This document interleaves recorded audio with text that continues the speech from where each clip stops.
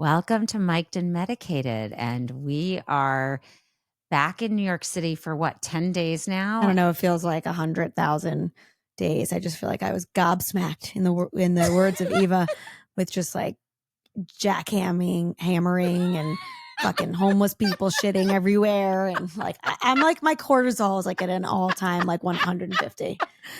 I'm just like a walking heart attack. Every second, you know. I have to say, I also feel extremely depleted after last week, and the fact that today is Monday, I'm like, oh, I felt another week. I know, and it's like, actually, wait, today's Tuesday. I don't even know. Today's Tuesday. I just feel like the enjoyment level is hard right now. Bunny's sitting at the desk. Sorry. Our CEO, Bunny, the Cavapoo, is watching us right now. So I feel a little like I've got to be on good behavior. I don't want that bitch to get mad at me. Right. Anyway, so I think today we are going to talk about how women are from Venus and men are from Uranus. Not Uranus, someone else's anus, vagina. You know, sometimes they're just split up. It feels like they came out of the anus. It is kind of like not the vagina, slit hole, like everything's. Wow. Okay, graphic here. I mean, I think being back in New York, I don't know if it's just, I think we're a little angrier, a little edgier. And I think the first person to sort of piss us off might be our husbands. It happens that way often. And I think we've got some, Mercury is definitely in Uranus retrograde. We talked about that. And I think that can also be communication issues. Right. I was actually reminded of that great book, Men Are From Mars, Women Are From Venus. And I looked it up because I was because you're a nerd. Preparing. I wanted to be prepared for our episode. And the basic upshot of the book is that women and men often feel like they're from different planets because they have fundamentally different ways of communicating. And I think that you actually recommended a book by Deborah Tannen. Is that her name? Deborah Tannen. It's called You Just Don't Understand. And it's my therapist years ago told me to get it in order to have a successful marriage. I've still yet to finish the book, which could be why I sometimes need a couples therapy session. But I think actually before we even get to read the book when you can pay, 100, whatever. Right. Why read the book when I can just fight with my husband because you just don't understand, I mean, actually in communication, I think one of the best the best scenes in the history of TV that illustrates so perfectly how men and women are different is from Friends. For those of you who know this episode, Ross and Rachel have their first kiss, and they go right to Monica's apartment, and Rachel's there, and she's like, "Oh my God, Ross kissed me," and Monica's like, "Oh my God," and Phoebe goes, "Let's unplug the phone," which is, first of all, it's amazing that that's all they had to do to disconnect from the world, was just unplug the fucking phone. Wish. Anyway, they're like, "Tell me everything. Where were his hands? Where did it go? Did this end well? Blah, blah, blah." And then fast forward to Joey's apartment, and Ross is like, "I kissed her." And Joey's like, "Tongue?" He's like, "Yeah." And they're like, "Cool." That's it. For Rachel, Monica, and Phoebe, it was going to be the whole evening activity. Wine, no phone. So I think that just shows like men and women. I don't think the kiss meant less to Ross. He just doesn't want to fucking talk about it in the same way that a woman does. Exactly. And I think that Deborah Tannen has some brilliant analysis of this. And I just want to kind of break down the core concept in her book. Way to have a stark contrast to my sitcom information. You'll be like, and according to the master of psychology and couples therapy. And I'm like, "Joey, what? Nice. Yeah, way to go." But no, but like I was very, yes, but I was very skeptical when you recommended it. And I have to agree. I think she is brilliant in how she describes that women are all about intimacy and connection, and men are about independence and status. And the way she talks about it is for women, and by the way, we should just say, like, these are generalizations. You might be a woman but feel like you're a man. No. You're saying you may in the normal female male body, you might shit. We just got very blue hair right now. I think we got to roll it back. What you mean is that in you sometimes the woman who still wants a vagina and look like a woman has more of the male characteristics. Thank you. And sometimes the male who looks like a man, wears a suit with a dick, has more feminine tendencies. Right. So we're going to generalize here, but basically what she said is women want connection and are looking for intimacy. So they are trying to not create difference or create status, but rather to really minimize any difference. And what she says is, they want to be negotiating friendship. They want to get to consensus, and men who are drawn to independence and therefore are trying to, live in what they perceive as this world of status. They want to be telling others what to do because the only other option is to be told what to do, which feels inferior. And so we come at it where we're trying to talk to our husbands and all they hear is, oh my God, is she trying to be superior to me? I have to make sure that I can establish my dominance. And we come at it like we're trying to connect with you and we're trying to be, more intimate with you. And so she is just underscoring, I think, what like the Men Are From Mars, Women Are From Venus book was so, culturally, eye-opening about, which is like we are coming from completely fundamentally different places. And until you recognize that, you're never going to be successful. But this is the thing. Even if we recognize it, I still think because we speak, I think Deborah says they are genderlicks instead of like dialects. We're just never, are we ever going to get each other? Like, no matter how much in my brain I get this concept, I'm still going to like demand connection. My husband's still going to want to be like, my dick's bigger. You know what I mean? So it's kind of like, I get it. By the way, it's like, yeah, and that's a good thing because you wouldn't want me if I had a big dick. Right.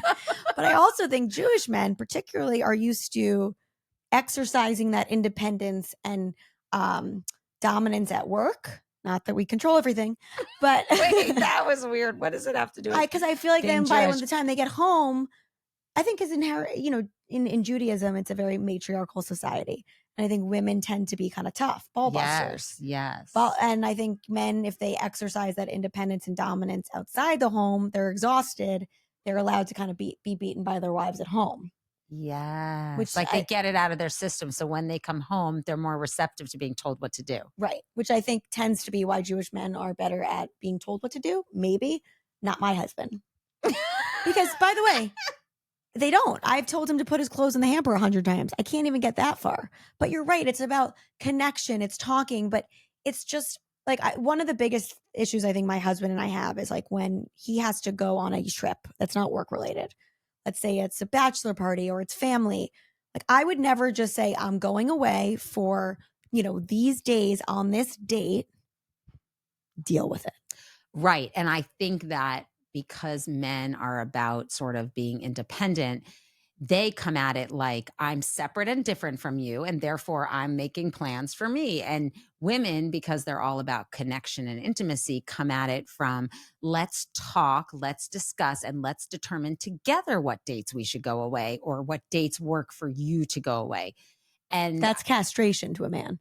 Right. Well, yes, but like at the same time, it's like, I'm sorry, Jeremy. If you want to be independent and separate, then I'm going to give you a list of where you can get all of your clothing dry cleaned, your food for dinner, true, your medication. And so it's like you can't have your cake and eat it too. No, I actually agree. I mean, look, if all the trips that he has had to go to for work, like I don't think he understands how his work suitcase gets unpacked, like his little carry-on. Like if I didn't exist, he would just have 100 carry-ons all still unpacked. He would just keep ordering a new one, instead of actually unpacking it. But in all seriousness, I think I understand the concept that my husband feels that I'm trying to control him by wanting to be a part of the decision. But as a woman, it's like I just want to be part of the decision. And by the way, and it's okay if we also want to control them because we gave birth to their children. That's true. We managed the entire program. And so I guess I don't feel a ton of sympathy for men. I don't either. I would never do that. I would never be like, hey, I'm going away for 5 days and, these are the days, deal with it. But my husband's sort of like, well, but if you wanted to, you could. And I'm like, okay, is that a real thing? Because like, right. Or my husband will say, I'm supposed to play golf this weekend. as if like that's his way of saying like we're having a discussion about whether I He's should. already made the decision. Right. So I'm supposed to is sort of like, I'm not really sure. Are you supposed to, Right. or did you plan to? Right. Are you telling me that you're playing it? Like just fucking say it. Is that God's divine plan? You're supposed to play golf this Right. weekend? I felt the sign from the universe. A golf ball landed right next to my head. And I said, it said, Doug, you need to play this weekend at 7 a.m. for the entire day and then have martinis and not come home. Because, by the way, nothing annoys me more than when you check with me about something and then I have a point of view, but like you weren't expecting it. Every time. Care, I need to travel for work on Tuesday. Does that work? No. Okay, well, I have to do it. I was like, so why'd you ask me? Because we have something in the calendar. He's like, what do you mean? I was like, didn't you see it? He's like, I don't understand. I'm like, why did you ask me? I don't want fake asks. That exactly. Just tell me like I have to do this. Right. And then we can fight about that. But the crazy thing, you're adding 2 fights. I know, but the crazy thing is it's like in some ways it's a no-win situation because if they have to do something, then we're mad that they have to do it. But yet, actually, I disagree. I'm going to back up a second. I think you're probably quite reasonable when it's work related. I took me a little while, but I'm very good now because he was traveling a lot and I had a new baby and it was hard. And no, now I'm like, bye. Right. But if it's work related, I am like 100%. And he doesn't do that much for himself. So it's kind of when he does ask for something, I'm like, whoa there. What are you asking for? You know what I mean? Like, I'm not sure. Like, I'm going to give you permission for that. But yes, the other thing I was going to say is this has become something where I always have to say, like, the definition of insanity is doing the same thing and expecting a different result. Yes. So I don't know if Doug does this, but Jeremy will delay telling me something he knows will be an argument because he's like, okay, if she's going to be pissed, I'd rather her be pissed for a week than 6 weeks. That's actually a smart strategy. But he doesn't give me a chance. But why can't he change that? Like, why does he have to give me a plan that's non-negotiable? Like, that's not fair. Do you know what I mean? Right. Because I think the underlying premise that you're operating with is we are a team, we are a unit, and therefore what one does affects the other. So we consult one another and we talk about what makes best sense for our combined unit. And I think when the underlying premise is I'm separate and different and independent, then therefore I can make plans because I'm not thinking about if they affect the unit. Right. And I think it hurts. And I think in his mind, he's like, but I let you do what you want. And he's right. Like, I don't ask him if I'm going to go out to dinner. If I know I have a babysitter, it's sort of like there's a TikTok where the wife wants to go out to dinner and she just says to the husband, I'm going out to dinner. And he's like, okay. The husband wants to go out to dinner and he has a whole PowerPoint presentation that he brings to his wife, like begging and asking and reasons why. And it's the way it is. Like, can't they just accept that you don't have freedom? When you say I do, there's a reason you have a bachelor party.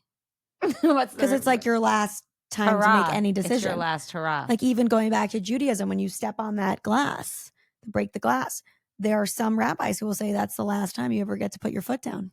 Ooh, I like that. I've never heard that. I like that. Yeah. But I agree with you, except that do you just go to dinner without asking? Sometimes I'll tell him like that day, I'll be like, I have a dinner plan. Because in my mind, I'm like, he's probably thrilled that he doesn't have to spend the night with me. Like I have a babysitter, but I think he secretly maybe wants me to be there. No, what I was going to say is like, it doesn't, like when he says you can do whatever you want, you actually can't. It's like a false equivalence because for him, he can do whatever he wants because you're there. But for you can only do whatever you want if you can get a babysitter. Correct. So if I already have the babysitter, I'm like, well, what does it affect you? It doesn't. But he pretends it. He says it does. Well, that's just probably because he's really clever and trying to score extra points.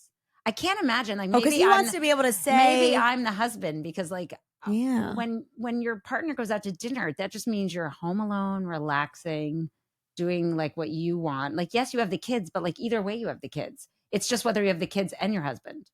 Right. Sometimes they're kind of just like useless.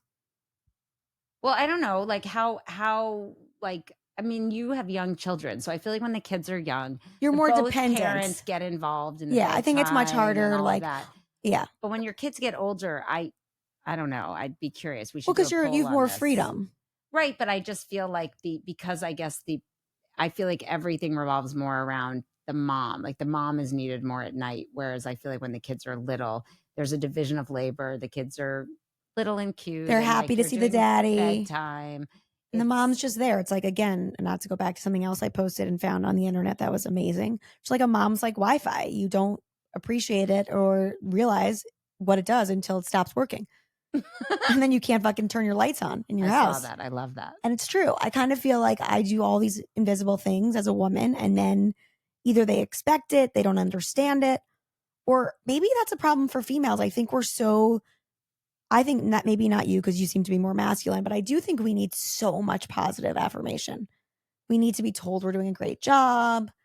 I mean, I think that's why you also pursued your career. I think in some ways is you really liked being told you were doing something well. You were getting a salary. Like, I think as a woman, we need that.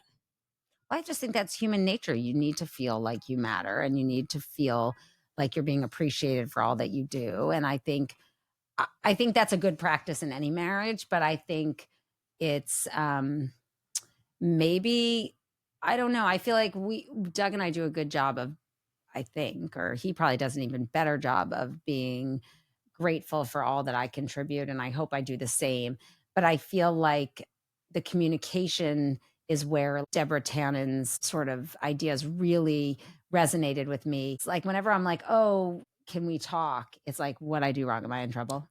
Oh, and Doug says that. Yeah. Oh, I'm always like that. I'm like, I'm sorry, Dad. What did I do? Like, I don't like that. Like, as in he's my father. Like Caroline, we need to talk. I'm like, whoa. First of all, not sexy. I don't like that. Okay. That is not for me. I never want, this is the worst when he's like, can we talk? We need to just go over the Amex bill. I'm like, actually, Jill Cargman, not to bring someone else, has a great quote. Nothing dries a vagina up faster than going over the Amex bill. It's so true. Oh I'm like, God. He's like, I just want to make sure these charges were accurate. I'm like, they're all accurate. They're all right. Yep, I did all that. Okay. Just leave me the fuck alone. Nobody stole my card. Okay. By the way, I have a similar, like, visceral reaction when I'm being scolded or I'm being told I'm me too, because I'm like, I'm not your fucking kid. Right. And yeah, I am compared to you. Like, you're a little classier and more refined, and I'm a loose cannon. Like, you married it. Exactly. Like, would you like some, Helen Keller? Is that am I allowed to say that? He would have loved a blind and deaf person. Damn it, he really would have. Or he would like to be deaf. Probably. Wait, that's Doug's favorite joke. Oh. A Jewish man is driving down the street and he gets pulled over by a policeman and he says, "Oh no, sir. Like, what? I don't think I was speeding. What's wrong?" And the policeman says, "No, you weren't speeding, but you didn't notice that your wife fell out of the car around a mile back." And the Jewish man says, "Oh, thank God. I thought I went deaf." Yeah, it's amazing because we all are just like, I've actually witnessed, Eva and I both played marriage counselor. We don't recommend it. Actually, we do. Yeah, actually, I think it worked out well for both of us. It's nice to have a third person who like knows at least one of the people intimately or has seen something happen. Because like you can, this is the key if you're going to play the third person, is you have to compliment both. Like you have to say something the woman's doing, the man's doing. You need to build. It's like being in a threesome. I imagine. Like you got to give to everybody. I don't know from experience, but that's what I imagine.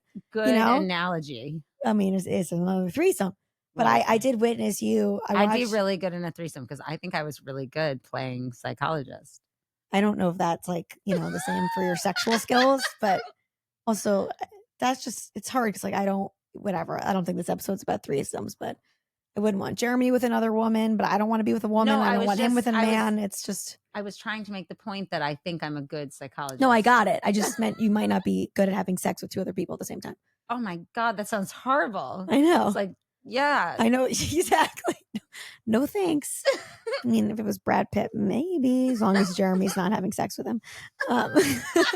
Anyway, let's get back to what we were talking about. As I was watching. And you by the way, Doug. men, when they have threesomes, they don't want to have it with another man. They want if they want to woman. have it with another man, you got fucking problems. Okay, let's just. I don't believe men can like swing both ways. Like they're not swinging their dick both ways. You know what I mean? Actually, Eleanor watches all these TV shows now. Excuse me, where are you going with this? No, I was gonna say like the contemporary versions of what we watched. One Tree Hill, Gossip Girl, all those kinds of shows, and the ones now show a lot of bisexual. Yeah, this people. is just the problem, I think. No, but I was shocked. Like we were watching the show, and I was like, "Wait, I thought he was with a girl before," and like it was just fascinating, like the archetypes on TV now.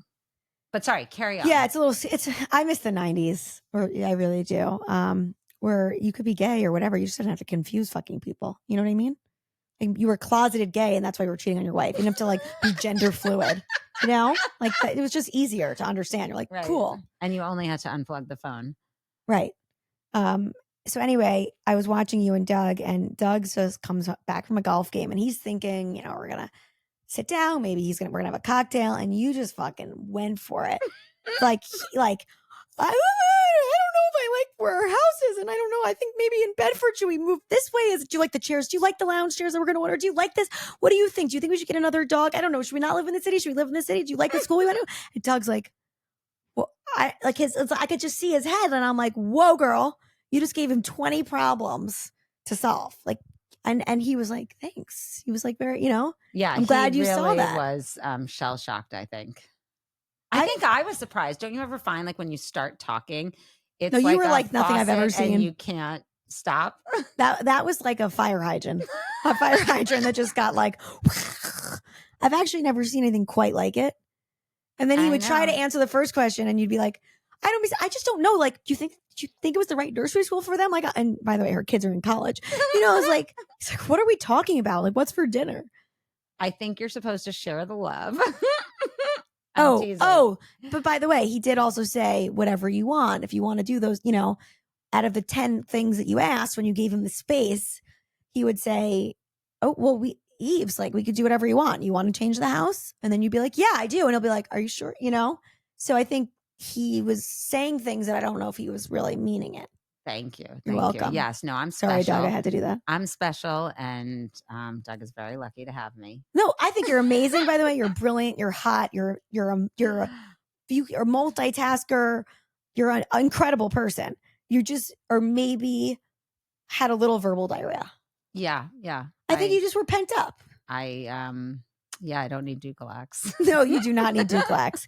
It was sort of like the water we needed when California had the fires. It was like, that was what you were, and it was like, it was okay. It was very cathartic. And I have to say, no shit, you said every thought you've ever had.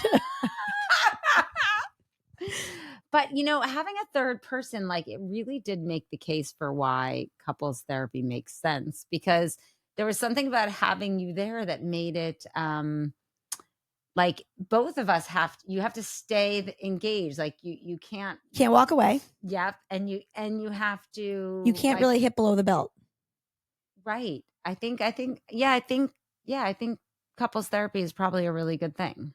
Actually, I think it's probably better with a friend, because with a couples therapist, you don't give a fuck if you hit below the belt. You're like, I'm paying you.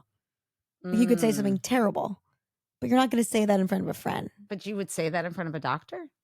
Sure. She's HIPAA. She can't say anything. Where's she going with that information? Well, but I would imagine you both want to make the therapist like you better. Like there's not like a... Wow, that's an interesting thought. I'm not thinking, how do I manipulate this so my psychiatrist, our couples therapist... Well, but if she thinks you're an asshole, she's probably going to appreciate your husband's point of view more. No? Maybe. I never thought of it that way. Maybe I should try to win her love more than my husband. Yeah, I just don't know how to be like the mute, No, I by the way, I don't think you do either. I don't, and nor do I advocate it. I mean, why did we burn all the bras if not to be able to tell our husbands how we feel and what we need? That was just the wrong thing to burn. Women need bras. Can we just take a pause? When I see a woman who's, has like basset down ears for boobs, walking down the street. Get a new fucking bra, man. It's so funny. I agree. It makes me a little uncomfortable when it's so obvious. Unless you're a hot woman, like when no matter what, it's just. Oh, really? I admire like everyone to each their own, do whatever you want. But I feel like we live in this society with all of these sort of norms and expectations that it is confusing. Like it's just like for a second when you're, waiting online for your muffin and all of a sudden you see the woman in front of you is just like. Yeah, like would your husband walk out with like his dick just hanging in his shirt, like in sweatpants, just like move it in? Like, no, have some courtesy, have some decorum, But also, like going back, because I don't want to just put you on the spot. We actually had a marriage therapy session for my husband and I in the sauna, so everybody was trapped. You're just stripping and trapped, and you were actually amazing. I was really good, and I thought you both really chopped the wood. Like you guys were pros, and I actually thought we made a ton of progress. And if what I said didn't work, you sweat it out by the time we left that sauna. No, I think what you said worked. I think the problem is like it's not just Jeremy's fault. I go back into my old behavioral ways, and then so does he. But it takes two to tango. It's like yeah. And you know what? Jeremy likes to think I'm the crazy one. That's like a trigger for me when he's like, I mean, I'm only acting this way because you're acting this way. I'm like, whoa, whoa. So now you're a mime. That's right. What? Kind of. Right. But it's like, his behavior is reactionary, sort of what he meant. Like right, if I were so sorry. I'm so sorry. We all own our own behaviors. Two to tango, baby. It takes two to tango. We all own our own behaviors, and all you can do is be responsible for what you say and how you behave and how you act. So it's hard for me to do that, though. It's kind of a cop out to say, "Oh, I only did this." Exactly. It's literally like when your kid comes up to you and is like, I'm in trouble. I hit Johnny. Well, why'd you hit Johnny? I only hit him because he hit me. Right. Or like, I forgot my homework, but Mom, it's your fault because you didn't put my folder back in my bag or something. Exactly. No, it's not fair. I don't think I'm also very good at copping up or owning up to my behavior. Like I definitely am stubborn, but Jeremy and I are very good at triggering each other. Well, that's another trigger for me is when like I hate. What are your trigger words? I have so many. Or phrases. Okay, so I guess calm down. Oh my God. Is that going to make any woman fucking calm down? My whole life I've hated that because I feel like that's... Who likes to be told, calm down? Right. It's so unless condescending. And I've got someone about to massage me and she's like, relax, calm down. Even then I would be... Yeah, even then I'm like, whoa, that's your job to calm me down. I'm paying you to calm me down. Don't tell me to calm me down. You fucking massage me and calm me down. Right? Calm the fuck down. No. Calm down basically means I'm going to fucking kill you. Right. Oh my God. While you're thinking, I have more if you want. Relax. How about it's not that big of a deal? Right. Actually, it's a big deal. You're on a roll. Keep going. I must be butter. Get it? Relax. It's kind of scary how quickly these things come to me. I don't want to talk about it right now. No, I'm not. I'm telling you, we're talking about it right now. Don't tell me you don't want to talk about it right now. Right. We're fucking talking about it right now. How about we already talked about this? Yeah, I know. We're talking about it 5 more times until you learn how to say sorry. Because the number one rule in therapy is you do not say I'm sorry, but.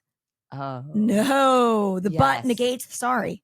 Yes. Oh, do they teach that in therapy? Yes, they do. Yes. I just saved you all $1,000. Don't say that. And you're not also supposed to do? You make me feel this way. I'm not supposed to say that. I feel like this. Right. Blah, blah, blah. Because you immediately put the other person on the defense. Right. I think that I also hate when my husband says, I need you to. It's like, you need me to?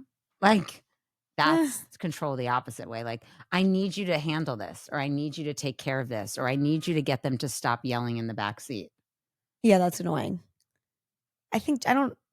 Or you're acting crazy. Do you ever get that one? I don't know if I get that one. No one says that to you? I mean, I think I might be crazy baseline. So. Oh, I like this. I never do anything for myself. Oh my God, that Doug drives says that? me bonkers. Like, you're fucking in an office all day. I don't know what you're doing. Right. You could be, I don't know what, you have freedom, man. Like, you don't have somebody, my daughter's home and it's like, wipe my butt, do this. Like, I haven't peed alone in 12 years since I've had a dog, okay? You get to pee alone. Exactly. All right? Exactly. I get paws scratching my kids. My God. You're alone. You go, I have to travel for work alone in a hotel room. Right. Alone. It's not it's a shitty hotel. It's alone. Or I hate, like, I'll do whatever you tell me. I actually want to talk about what we should do. But they don't mean that. Right. But it's not, yes, but even more so, it's like, let's discuss how we're going to do blah, blah, blah. I'll do whatever you tell me. It's like, no, I want to have a conversation. Well, at least, no, they don't want it to, again, it's like what Deborah Tannen said. It's the independence and the connection. We want to connect and talking about it. And they don't want to do that. They want to be like, I don't need to talk to you like you're my mom. Like they don't want to have to collaborate on the plans. Well, too fucking bad. Anyway, my husband, Bunny. Bunny needs a haircut, by the way. Too fucking bad is right. But also my husband definitely, maybe, is this the universe's way of saying I'm the bitch? Bunny barking. My husband, anyway, over the weekends comes and he's always like, whatever you tell me to do. So he does do it. But then just sometimes he puts up a fight and that's really weird because I'm not used to that. Right. But it's like, what is he putting up a fight for? Because like he's doing his own thing all the time anyway. So like, what's he fighting about? I don't know. I guess on the weekend I make him my bitch. And I don't think he likes that. But I don't know what else. I don't really know. I guess he doesn't ask for that much, but when he does, it's a big ask. But when you say make him your bitch, is it because you're asking him to be a co-parent? Yeah. As he says, babysitting. I'm like, no, you're parenting. Yeah. I ask him to be a co-parent. Bunny, shut the fuck up. For God's sakes. You're a guest in my fucking home. Okay? Do you want more food? At least somebody's scared of me. She's a little scared. That was good. I was alpha. How do you fight? Like, do you go to bed angry? Being called a nag? Happy to go to bed angry. Yeah, my husband doesn't mind going to bed angry. I'm like, I need to talk about it for the 30th time. He's like, Caroline, we've talked about it. I'm like, no, I want to keep talking about it. That sounds very nice and calm. Of me? No, of him to be like, Caroline, we've talked about it. Yeah, no, it's usually me being annoying. Like I feel like Doug would be like, maybe he would be silent. That's another thing. Do you know that in Deborah Tannen's book, she says that men who can be silent, that's a power play. Is that like passive aggressive? So you're like forcing somebody else to say what's wrong? Yeah. I used to do that a lot. I do that all the time too. Where like, I just am so annoyed, but I don't say anything because I'm like, you should fucking know why I'm so annoyed. I know, but I think that they're winning when that like if I'm quiet and I don't call him or bother him, like he's winning. Like that shouldn't be the punishment. Right. That should be the reward. Not talking to him should be the reward. Right. He's like, this is fucking great. She's not talking to me. It hasn't talked to me for 4 days. It's been the best 4 days. But I think the silence also speaks volumes. And so like when you're pissy, it's not happy to be around you. Yeah, well, maybe there's a reason, Eva. Exactly. I'm pissy. Maybe it's because you're acting like I'm fucking Casper the Ghost. And I'm not invisible, I want to feel like when you come home, I don't have a martini in my hand, but you wouldn't drink it anyway. But it's like, hello, hot wife, who's amazing podcaster and brilliant and is keeping this whole party together. It's like, we need to go over the bills. We need to go over this. We need to go over the schedule. Sounds like a big buzzkill. It's a big buzzkill. I'm like, can we talk about anything but logistics? Right. But then we never accomplish the logistics. So I don't even know what we're doing. We're kind of the same in that we are very good about talking about logistics. Like we are just a power couple in terms of like Eleanor's soccer game is Sunday. And then we've got to go to this, party here and da-da-da. I think it's much harder to have like the big life conversations like, how's everyone doing? And like, see, I like to go there. No, I would like to. I think that's where we're still figuring out how do you have those. I don't big think men life like to do that. I think men like to go a little more micro, and we like to go a little more macro in terms of economics. I'm like, and I'll go for it. By the way, if he gives me permission, I'll fucking do it. He doesn't realize in my mind when he says, sure, like if you want to research Florida, sure. I've already like made 5 different appointments, a broker, research, put our house on the market. Like, but I'd argue this is so annoying. Like, don't placate us. Don't be like, look into it like as a way, it's like giving somebody busy work it's to buying just their keep time. them out of your hair for a while. Actually reminds me of somebody who works with my dad. My brother was working for him. My brother's, Phil, I love you. This was like before you were sober, a long time ago. He was so annoying that his boss gave him an empty envelope to deliver to somebody just to get him the fuck out of the office. He gave him like 5 envelopes to deliver to different people. Empty. When did Phil find out that? Like years later. How fucking is genius. He's brilliant. He's actually a brilliant venture capitalist, but yeah, brilliant. Oh my God. I worked for him too, and I'm like, did I go on any runs? Did I have to deliver anything? Wait, that's who Doug played golf with? Yeah, he's the best. Oh my God, I love that. But that's essentially what it is. He basically gave you a bunch of empty envelopes. Excuse me, my brother. No, I'm saying Jeremy. Yeah. But what he didn't realize is you're like, yeah, I'll take these empty envelopes and I'm going to calligraphy them. I'll one-up you, and we've got interviews at these 5 schools for the fall of 2026. Oh, yeah. I already booked flight ticket. I didn't, but I already, like, in my mind.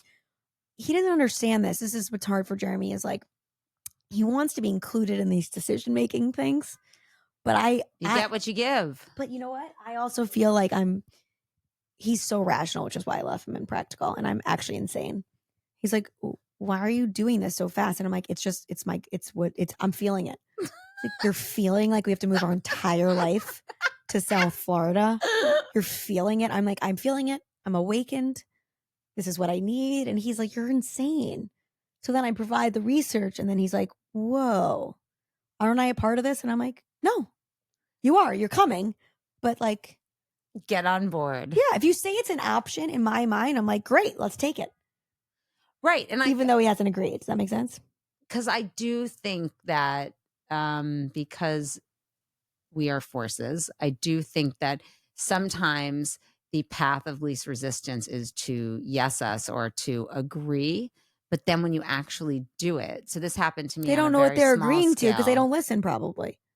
Well, no, I think they don't care what they're agreeing to. They just want you to stop talking. It's like they want you to fall out of the car like a mile back. Oh my God, I know. Jeremy's dying for hearing aids. This happened with the pool furniture where I was like, that watching you guys try to order pool furniture is actually a Chinese torture. Okay, but we did. That we form ordered of Chinese torture, or is that like not politically correct? Oh dear Lord, I'm not. You're not the right person to ask. It was like poking my eyes out. Yeah. So we feel the same way. I think we both had that experience, but we ordered it. But like when we Mazel tov, Simento, Mazel tov, Simento, Mazel tov. She's had the house for 5 years. Yeah, exactly. When we were going through it though, he was finally like, just get what you want. Like you take charge. So I was like, okay, I will. And then I said something about how we had chosen what we're moving forward with. And he's like, wait, I haven't seen it. Like, what? I don't know anything about this. I was like, then he shouldn't have said that. I literally was like, we had a conversation where you said you choose it. And he's like, I don't remember. Oh, that's another one. I don't remember that. And I'm saying that. Oh, you can't say this because you do have a bad memory. Yeah, I know. But I fucking remember what I wore in kindergarten. Okay. What underwear I wore. You do not want to fucking say that with me. I will verbatim your asshole. I am like a recording, like that thing from Home Alone, the walkie-talkie. I know everything you said. Right. And then don't say when you said the word selfish, you didn't mean fucking selfish. No, you fucking meant it. You said it like this. And I did not have too many tequilas to not remember that. Right. Sorry. There's no aggression here. Or when you blame the drinking. Yeah. For the behavior. Yeah. Like you were drunk. You had the tequila, so you were triggered. I was like, honey, try me right now. I'm sober. I'll be just as fucking triggered. Tell me the same thing you said, because I'm going to go through the wall. But can we just talk about the word triggered? I find it super annoying because like everyone has it's super quote 2025 triggers, but when it's like, it's my trigger. It's like, sorry, you don't. But I do say that you don't get a get out of free jail. No, but you don't get a get out of jail free card. Jeremy doesn't say I trigger him. I say I'm triggered. Actually, no, I don't like. Says he's triggered. I don't like when he tells me, "Sorry, I triggered you." That makes sense. Oh, so that's even worse because then he's telling you he knows what you're. He knows he triggered me. So I'm like, but you said it. If he knew your triggers, why did he trigger you? See, at least I can plead the fifth in that maybe he didn't realize that calling me selfish was going to trigger me. Right, because I've been married 30 years and I probably still haven't figured out what Deb's triggers are. 30 years? Oh, sorry. I've been married 22, but then we dated 8 before, so we've been together 30 years. Okay. But what I was going to say is like one of my big problems is like I still don't know what the triggers are and I need to know that. You don't know what his triggers are. Or just not well enough. I think if you would ask him, like I should know what bothers him, and I should try to like maybe I feel like they're similar. That. They have probably similar ones. I'm sure. Yeah, because we're like out there. It's a lot for them. It's a lot. Imagine like taking a Mexican jumping bean with you everywhere. Like you never know what the fuck's gonna come out of their mouth. Like it's a lot. I am though sometimes worried that Jeremy will say something like so conservative and annoying that it will be like. Why? Do you know what I mean? Like it was like you'll see him in a light you can't unsee him in. No, like if like we were interviewing for kindergarten, I'm like, don't ask where the kids go to college, like those kind of things. Like it was like formal questions. But it just bothers you because it's not something you ask in kindergarten for. Like they don't want to hear that. They don't want like these are just not. Wow, I didn't. So he is like a super stealth tiger dad. Kind of. But I'm also a tiger mom. I'm just pretending to not be. Oh, I'm really not a tiger Actually, mom. I'm not a tiger mom because I don't think you are. No, either. I'm not. I think my kids are unless this great. is all a ruse and you want to move to Miami so they have a better shot of getting into college because geographically you're right. I want them to go to Columbia and wear fucking hijabs and say free Palestine and purple hair and a nose ring and be gender fluid and a they them. You're right. That's just my dream. No, I know you're kidding with me. I'm not a tiger mom. I don't want them to be waste of life. Of course I follow their lead. No, Jeremy's definitely more like conservative, like, you know, he likes old school. Yeah, I think no matter how much you are built that way in terms of like how you were raised or what you want, I think your kids beat it out of you because it's really rare to get kids that are all like straight down the middle. Oh, well, those kids have nervous breakdowns at some point. Right. But what I'm saying is like, he may feel that way now, but your kids are too young. Once they get older and they have minds of their own, like he'll quickly realize that that's a dream that he has to just let go of. Yeah. Cause I already told him like, I know what our kids are going to do. Like, I'm very psychic. He's like, what the fuck's wrong with you? I'm like, yeah, Teddy's going to be a music producer. He's going to be like David Foster but treat women better. And, B is probably going to be like build buildings and work in real estate with you. He was like, what are you saying? And I was like, yeah. And she's going to have kids and I'm going to probably have to take care of her kids because she's going to have a big career. But I'm going to also be a really rich podcaster. So I have forgot that part. But he thinks I'm insane. Like I already know. And how do you know? I want to be able to look in the crystal ball and fucking feel it. That's so nice though to have that confidence. Or is it a self-fulfilling prophecy? Like, am I manifesting it? I mean, we just can't. We're just so woo-woo. No matter what we talk about, we're going to go woo-woo. Yeah, I mean, that's fun. We have to go woo-woo. Listen to the honking sounds. I mean, this is like, they don't call this a concrete jungle for nothing, you know? This is it's a real heady space. That's what I'm realizing. Like, LA is like too hard and drug. You know, everyone's like, right. Woohoo, too free. Right. We're a little too we're too, gotta find somewhere. You're right. I never thought of New York that way, but I feel like look at you. You're shaking your fucking leg. You're stressed out of your mind. No, but like it does feel like it's hard to find the heart and soul. How do you find it? It's fucking loud as fuck. You got. I'm so sensitive to energy. I'm feeling everybody's energy around me. Like everybody. Like, and can you name other parents that you know that are like, yeah, I'm fine with them like missing this activity or just chilling today, chillaxing. No, everyone's fucking rare. nuts. It's very rare. They're nuts. It's in the water here. But like I get it. Because if you keep going on that wheel, it becomes normal.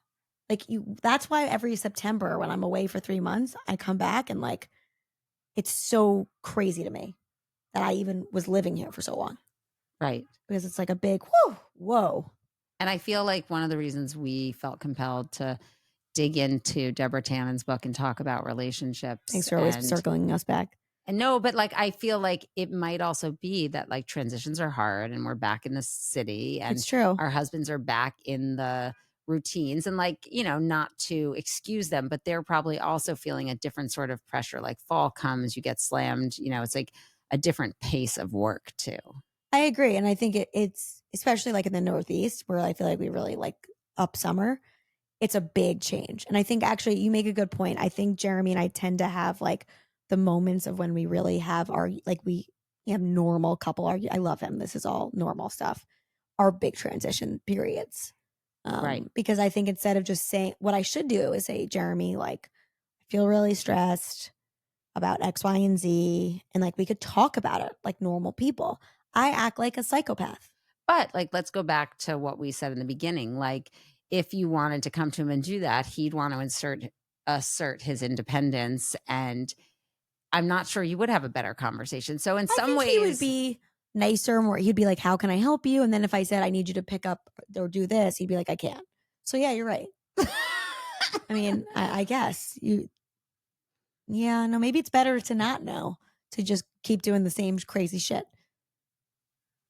I don't know. I feel it's so hard, but I think that marriage is all about the expectation. And like this goes back to that video you posted that's still getting viral views. Oh, Jesus Christ. But it's like being in a relationship is hard work. And if you assume that and it takes work every day, and there are days you love each other, days you hate each other, days you're getting along, days you're not, like, then it's all par for the course. And it's about that beautiful experience of being on this journey of life with a partner. But if you expect like my husband's always going to walk next to me and hold my hand, then you're and he's probably fucking someone else. Or you're just setting yourself up for failure, or maybe you found that guy, but like we wouldn't want that guy. No, I like my husband ignoring me and walking really ahead of me. No, I'm kidding. Yeah, because I know that, like, first of all, I obviously could have taken the conveyor belt thing, but I wanted to, walk a little bit. But I also know that he doesn't want to miss that flight because he knows that I'll be really upset if we miss that flight. That's very nice. I mean, I or will he just say doesn't. Doug always separates from me in the airport. He likes to get to the airport early. I am often, more last minute from, due to poor planning, not because I have a thing about wanting to get there last minute. And so what he has started to do to help manage his own stress, and I appreciate this because, you gotta like take responsibility for yourself. You can't try to make other people change. The minute we get in the Uber to go to the airport, I hear a bing, and he has texted me mine and Eleanor's boarding passes. And then it's literally like we're not part of the same family when we get to the airport. He is very happy to just do his thing, get to the airport, and it's on me. And of course, I'm the way he splits the family, I'm always with Eleanor. So blind leading the blind. And, it's probably because I like to pee a lot at the airport. I like to Hudson News, grab get water, some food, maybe a book, whatever I'm doing. And so he has decided, rather than be super stressed that like when they call for us to board the plane, I'm not going to be there. But would he leave without you? It's so interesting. I'm not sure, but like, what's the point? He gets on the plane without me. That's fine. But like, if they say the doors are closing, is he going to be like, whoa, no, we'll just go? Luckily we've not had to test that. But I think if he had George and Sandy with him, he'd be like, yeah, like I feel like I'm the opposite, where I'm usually on time. Jeremy's used to also going so fast in the airport because he's always late, where I'm usually I like take my time. But one thing he does do that really bothers me at the airport, besides for a walk ahead of me, no, I actually don't care that he does that, is every time, no matter if it's a 6-hour flight, 2-hour flight, he doesn't go to the bathroom, and obviously in the last hour of the flight for some reason. So as soon as we finally go, and I've got all the carry-on bags I'm holding, my kids are going nuts, he's like, I got to go to the bathroom. Are you kidding? You just had 7 hours to pee. Now is where you want to go? It's really funny. I think it's kind of like eating on the plane. You know how we talked about how like women eat on the plane, and if you ask the whole flight, if you ask the man, they're like, no thanks. Like they're just not hungry. They don't need to eat on a plane. Like the plane could be a 30-minute flight to I've already eaten all Richmond, my snacks. Virginia, and I still need snacks for the plane. I feel like they don't pee on the plane because I pee 8 times on the plane. Me too. But I'm actually thrilled when we land and get into the airport and Doug needs to pee because I have to pee again. That's true. No, I think I get pee anxiety on the plane, so that's why I have to pee a lot. I also like getting up and just moving around. I know, it's the worst. I wish I could just get someone to massage my feet on flights. You can bring Happy Feet with you. Oh, it's the best place ever. I really wish I could do that now. But no, we do love our husbands. And I think, and I wonder if any husband has ever read Deborah Tannen's book. Is that the thing men do? I don't think men care. It's like Linda Goodman. Like, it's back to your Friends episode. When we were kids, Linda Goodman is the astrologer, and she would do the pairings, like which signs go well together. And if you're in a romantic relationship and you're an Aries and your partner's a Sagittarius, then you could read a chapter about your love life. I love that you're like reading Linda Goodman's book to see how you and your, in real life boyfriend behave together. But it's kind of like this. It's like it's like Deborah Tannen is like the new improved adult version of science and research. Right, says the woman who feels that's true. I'm just a walking contradiction. But where was I going with this? What were you saying? Do men actually read the books? Oh, but like we were sitting around being like, oh my God, now pair me with him. Like, how do our signs pair up? And this might be a boy who doesn't even know we exist, but we want to know what our relationship is like. And the boys are probably like, your turn on the Atari. Your what? Your turn on the Atari. Meaning they're having like a very different experience and conversation at their house. No, it's just you're so much younger than me. You don't know what Atari is. I don't know what Atari is. What's Atari? I'm so embarrassed. That's how old I am.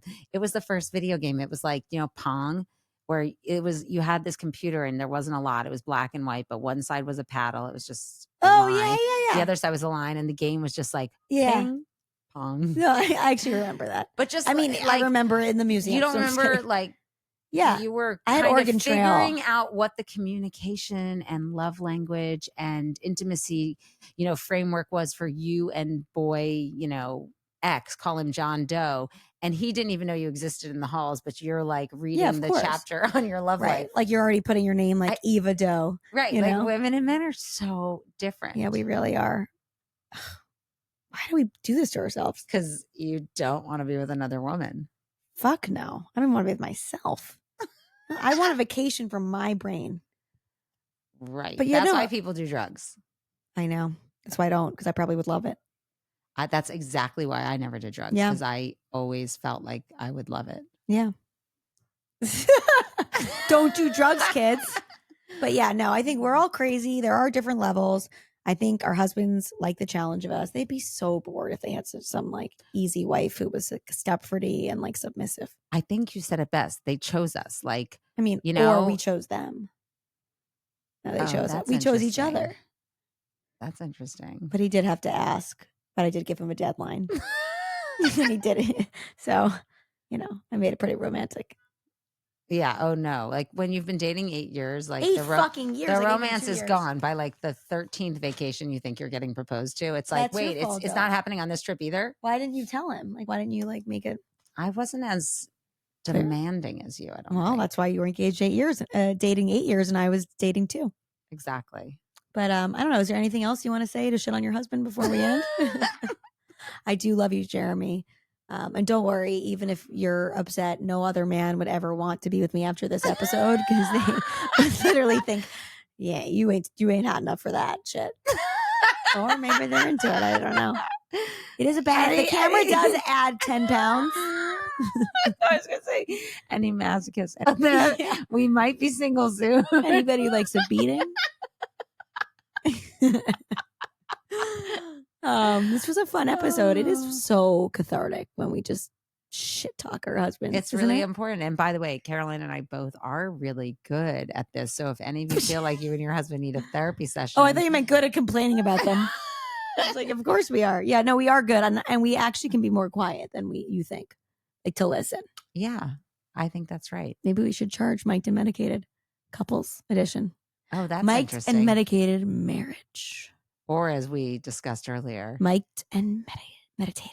Right. So the goal of our sessions with you is to calm move down from mic'd and medicated to mic'd and meditated. It'll take a lifetime.